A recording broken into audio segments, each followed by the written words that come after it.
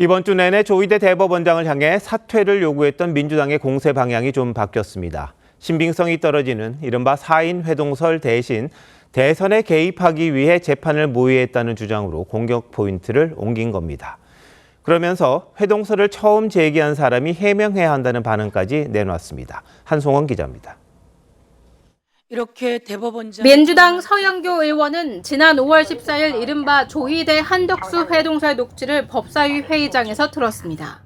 기재명의 사건 대법원에 올려위한 대법원에서 처리한다. 한 유튜브 채널이 이 녹취를 방송하자 출연자 가운데 한 명이었던 무소속 최혁진 의원이 서 의원에게 이를 전달한 것으로 전해졌습니다. 하지만 녹취의 신뢰성에 대한 의구심이 커지자 서 의원은 그쪽에 물어보라며 한 발 물러섰습니다. 이후 SNS를 통해선 대법원이 이재명 대통령 선거법 사건을 지난 5월 신속하게 파기환송한 것과 한덕수 당시 대통령 권한대행이 출마 선언을 한 시기를 연결지으며 사법 쿠데타라고 주장했습니다. 공세 포인트를 바꾼 겁니다. 이틀 전 당 최고위에선 7명이나 회동설을 언급했지만 오늘 회의에서는 아무도 언급하지 않았습니다.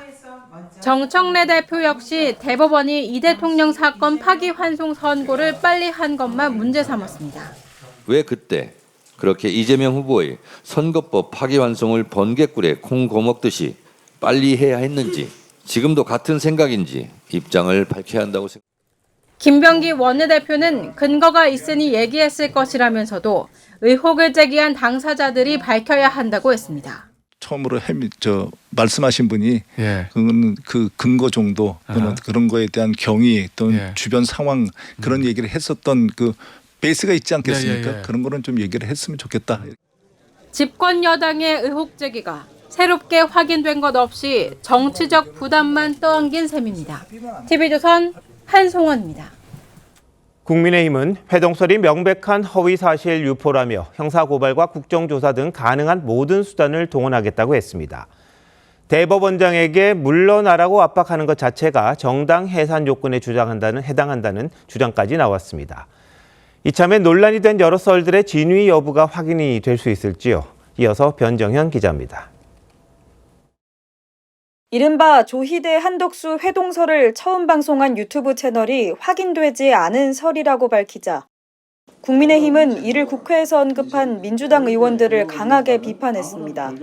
허위 사실을 유포한 정청래, 서영교, 부성찬, 김어준 등은 더불어민주당이 추진하는 징벌적 손해배상 제도의 제1호 적용 대상으로 면책특권을 악용한 가짜뉴스에 대해선 가중처벌하는 법도 발의하겠다고 했습니다. 너 살인자야. 그래서 상대방이 너무 억울하다. 무슨 소리냐. 난 그런 적 없다. 그래? 그럼 억울하면 수사 받아봐. 이런 꼴이나 마찬가지입니다. 미확인 제보를 이용한 민주당의 대법원장 거취 압박은 삼권분립 침해란 주장도 나왔습니다.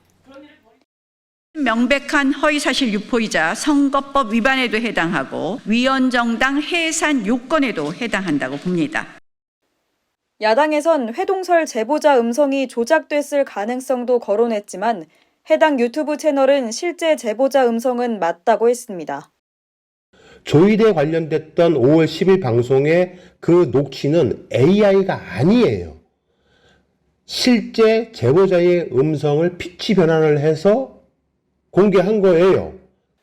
국민의힘은 오는 22일 서영교 부승찬 의원을 경찰에 고발하고 법사위 차원의 국정조사 요구서도 제출할 계획입니다.